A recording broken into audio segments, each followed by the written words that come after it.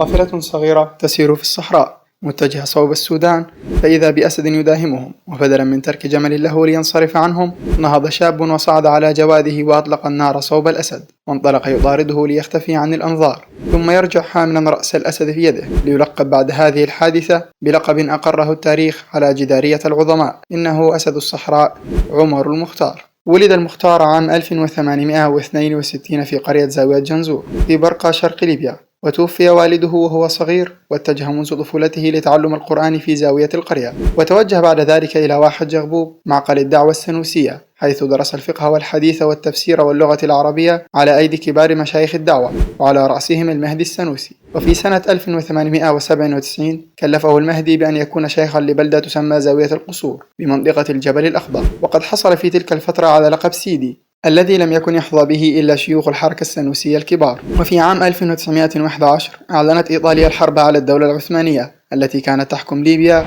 ودخلت قواتها للأراضي الليبية، وبعدها بعام أعلنت روما ليبيا مستعمرة إيطالية. ومنذ ذلك الوقت قاد المختار البالغ وقتها من العمر 53 عاما المقاومة الليبية ضد الإيطاليين لنحو 20 عاما، أوقع خلالها خسائر فادحة بصفوف الإيطاليين. وقد شهدت ليبيا عقب الاحتلال الإيطالي عددا من المعارك الكبيرة بين المقاومة بقيادة المختار والقوات الإيطالية، والتي كان ينتقل خلالها المختار بين جبهات القتال ويقود المعارك. لكن مع إحكام الفاشيين السيطرة على الحكم في إيطاليا في عام 1922 تدهور الموقف أكثر، حيث صاعدوا بعدها عملياتهم العسكرية في ليبيا، وأرادت إيطاليا أن تمنع طريق الإمداد على المقاومة، فاحتلت واحة جغبوب. لكن ذلك لم يحل دون تصاعد عمليات المقاومة، مما دفع موسوليني لتعيين بادوليو حاكما عسكريا لليبيا في يناير عام 29. وقد أعرب بادوليو عن رغبته في التفاوض مع المختار، الذي استجاب لذلك، وتم إبرام هدنة مدتها شهرين. وحينها نشر المختار رسالة إلى الليبيين قال فيها إنه وافق على تلك الهدنة مقابل عودة الأمير محمد إدريس السنوسي وانسحاب الإيطاليين من جغبوب والعفو العام عن كل المعتقلين السياسيين وإطلاق سراحهم.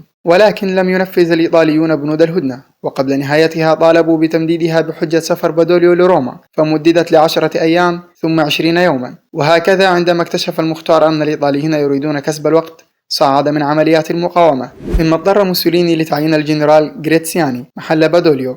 وفي عام 31 سقطت منطقة الكفرة بأيدي الإيطاليين الذين شددوا ضغوطهم على المختار. وفي 11 من سبتمبر 31 نجح الإيطاليون في أسر عمر المختار بعد معركة قتل فيها جواده وتحطمت نظارته. وبعدها ب3 أيام وصل القائد الإيطالي جريتسياني إلى بنغازي، وأعلن على عجل انعقاد المحكمة الخاصة. وفي الساعة 5 مساء يوم 15 من سبتمبر 31 صدر الحكم عليه بالإعدام شنقا. وفي صباح اليوم التالي تم إعدام المختار شنقا أمام الملايين من أحرار ليبيا الذين استبدلوا صرخات الألم على فقدان شيخ المجاهدين بزئير من التكبير والتهليل. عمر المختار كان رمزا للأحرار، قدوة لشباب المجاهدين، فخر للأمة بأثرها. استشهد سيدي عمر، وما زالت مقولته الشهيرة لقادة الاحتلال الإيطالي خالدة كخلود ذكره: نحن لن نستسلم، ننتصر أو نموت.